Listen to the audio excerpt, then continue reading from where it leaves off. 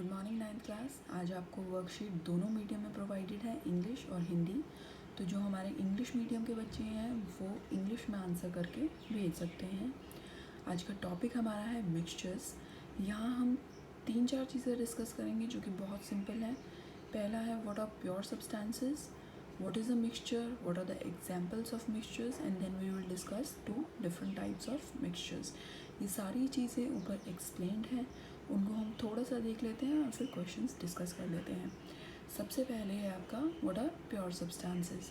तो pure substances शुद्ध चीज़ें जो हम आम भाषा में शुद्ध जो वर्ड है उसका प्रयोग करते हैं, और जब हम वैज्ञानिक तौर से इस शब्द का प्रयोग करते हैं दोनों में अंतर है। तो वैज्ञानिक तौर से scientifically what are pure substances, let's understand that.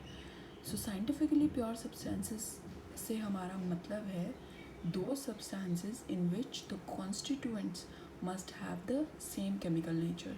तो अगर सारे कॉन्स्टिट्यूएंट्स का केमिकल नेचर सेम है तो हम उसे एक प्योर सब्सटेंस कहेंगे। अगर उसमें कॉन्स्टिट्यूएंट्स का केमिकल नेचर सेम नहीं है तो हम उसे मिक्सचर कहेंगे। एग्जाम्पल के तौर पे हम अपने घर में आने वाला पानी ले सकते हैं, क्या आप उसे एक प्योर सब्सटेंस कह सकते हैं? नहीं। फिल्ट्रेशन से पहले उसके अंदर हो सकता है कुछ बैक्टीरिया हो, क्या उस बैक्टीरिया का केमिकल नेचर और जो पानी है केमिकल उसका केमिकल नेचर सेम है? नहीं। तो ये एक प्योर सब्सटेंस नहीं है। जब हम पानी को पूरी तरह प्योरीफाई कर लेंगे, उसके अंदर पार्टिकुलेट मैटर को भी निकाल लेंगे, उसके अंदर बैक्टीरिया वायरसेस को भी निकाल देंगे, या उसके अंदर मिली हुई किसी तरह के और लिक्विड को भी डिफ्रेंशिएट करके सेपरेट कर सकते हैं, उसके बाद जो हमें पानी मिलता है जिसे कि हम लैब में यूज़ करते हैं डिस्टिल्ड वाटर, वो एक प्योर सब्सटेंस है।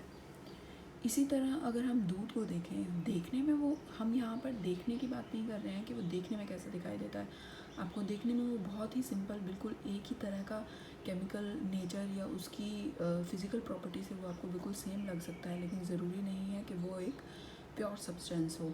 जिसका बहुत ही आप एक एग्ज़ाम्पल बहुत सिंपल ले सकते हैं, मिल्क। आगे पढ़ेंगे कि ऐसा क्यों है, वो मिक्सचर क्यों है, क्योंकि देखने में तो वो हमें तरल दिखाई देता है, लिक्विड दिखाई देता है। तो केमिकल नेचर की एग्जैक्टली यहाँ पर क्या बात है, क्या क्यों ये वर्ड यूज़ किया जा रहा है, उस पर ध्यान देंगे कि milk is a mixture of water, fat and protein. जो हमें मिल्क एक लिक्विड की तरह दिखाई देता है, उसके अंदर कुछ कॉन्स्टिट्यूएंट पानी भी है, कुछ उसके अंदर फैट्स हैं, कुछ उसके अंदर प्रोटीन्स भी हैं। तो वो एक मिक्सचर है, वो एक प्योर सब्सटेंस नहीं है। यहाँ पर हमें ध्यान देना है, प्योरिटी का मतलब ये नहीं कि वो कितना साफ़ है। प्योरिटी से हमारा मतलब है कि उसके अंदर जो भी मिला हुआ है, जो उसके कॉन्स्टिट्यूएंट्स हैं, उनका केमिकल नेचर सेम है।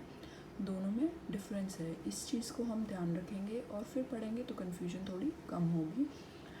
अब हमारे आसपास जो मैटर्स हैं, जितनी सब्सटेंसेस हैं, यूजुअली वो मिक्सचर हैं।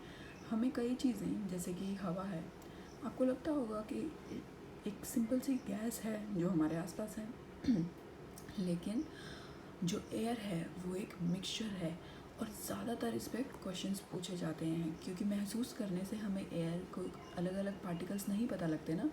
You will never be able to understand कि ये ऑक्सीजन का पार्टिकल मेरे हाथ पे टच हुआ, ये कार्बन डाइऑक्साइड मेरे बालों पर टच हुई, नहीं कर सकते ना। सिर्फ जब हम इसको केमिकल्स ट्रीटमेंट या फिज़िकल ट्रीटमेंट के थ्रू जब हमने एक्सपेरिमेंट्स में पता लगाया तो हमने कैलकुलेट करके भी निकाल लिया है अब तो कि एयर में कितना % कौन सी गैस है।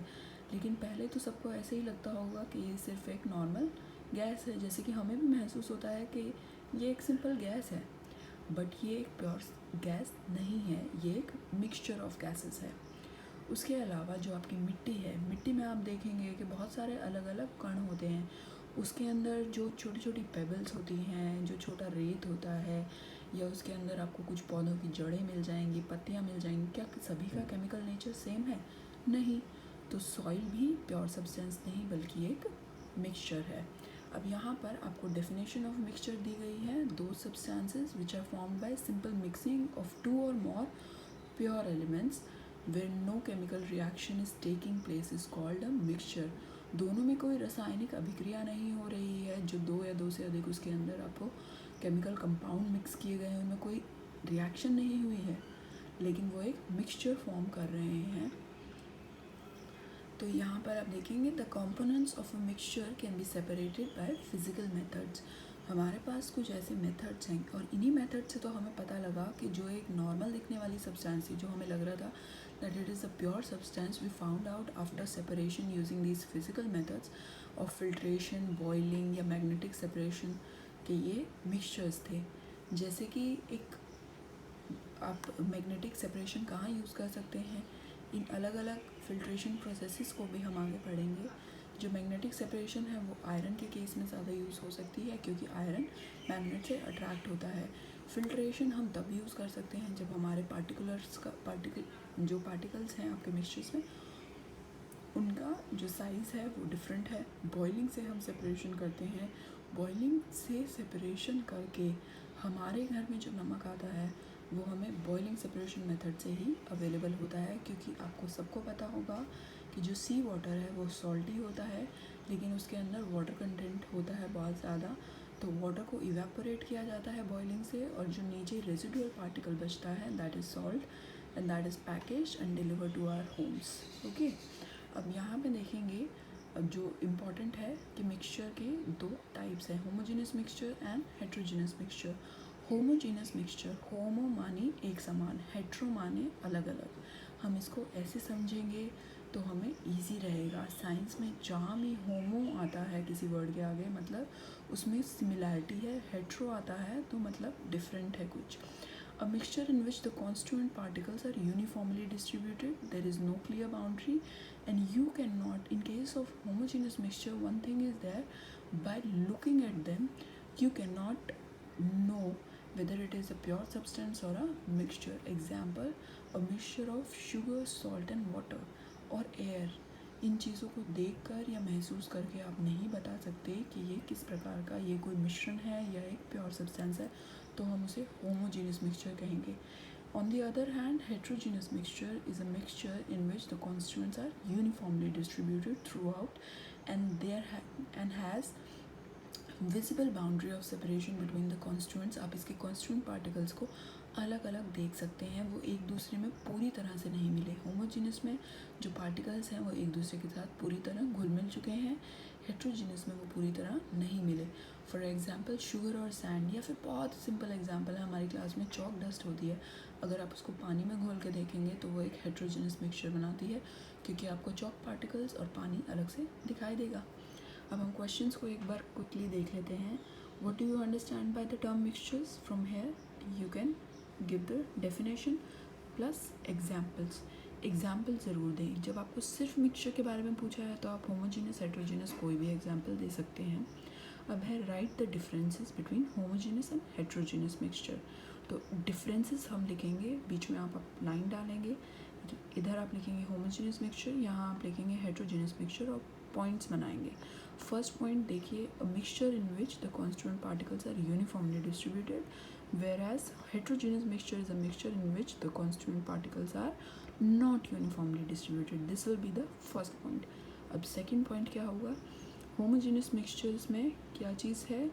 The constituent particles are without any clear boundary of separation.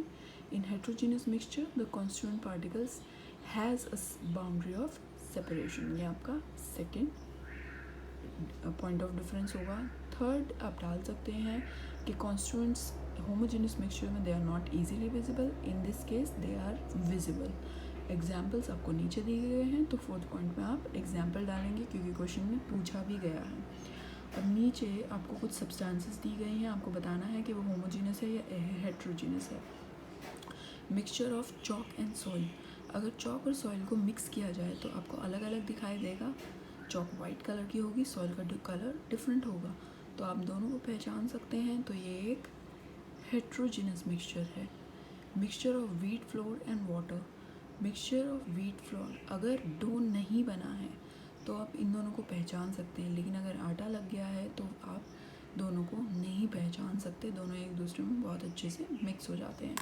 Soda water, soda water कभी आपने इनो बना के देखी है तो 2 मिनट के लिए अगर उस पानी को रख दें तो सोडा नीचे बैठ जाता है, तो if you can identify that there is something else mixed in water then it is a heterogeneous mixture. Alloys जो होते हैं, जैसे आपका गोल्ड भी अलॉय है एक तरीके से।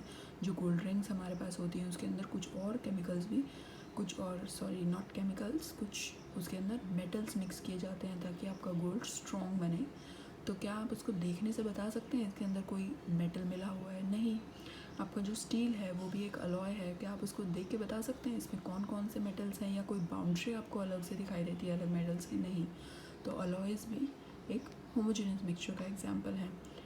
What type of mixture is air? Air किस तरह का मिक्सचर है? एयर आप यहाँ देख सकते हैं, एयर हमने बहुत डिटेल में भी डिस्कस किया है। तो आप बताएंगे कि ये एक होमोजीनियस मिक्सचर है, लेकिन ऐसा क्यों है? क्योंकि इसके अंदर होमोजीनियस मिक्सचर्स की सारी प्रॉपर्टीज़ हैं। आप इसको अच्छे से एक्सप्लेन करेंगे, यहाँ दिया हुआ है, इसका एक्सप्लेनेशन के साथ आंसर लिख के इस वर्कशीट को कंप्लीट करके आप जल्दी से ग्रुप 2 में सेंड करें। Okay, thank you.